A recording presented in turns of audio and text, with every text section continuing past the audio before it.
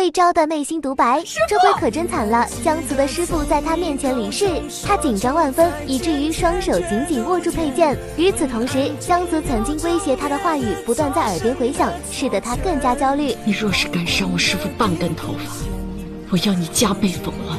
我可以留在这儿，但我师傅不能困在这儿。回想当初，魏昭在城门下与姜瓷师傅展开对决，那时师傅刀下狠手，毫不留情。可魏昭自始至终从未有过伤害师傅的念头，在姜瓷赶过来之前，他就已经把手持的长剑反了过来。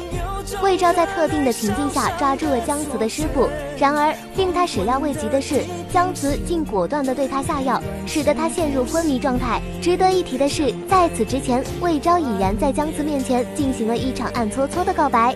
此外，由于未能成功逃脱，姜瓷更是情绪激动，狠狠地甩了魏昭一巴掌。这一巴掌不仅仅是姜瓷对当前困境的愤怒表达，更是他内心复杂情感的一种宣泄。对于魏昭来说，这一巴掌无疑是沉重的打击，既让他感受到了姜瓷的决绝，也知道了师傅在他心中的重量。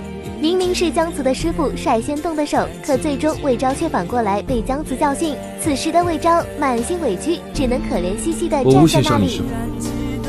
你可以带你师傅先进屋休息。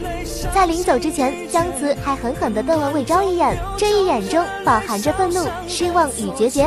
魏昭被这一眼瞪得心如刀绞，他清楚地感受到了姜瓷对他的不满与怨恨，他只能站在原地望着姜瓷离去的背影。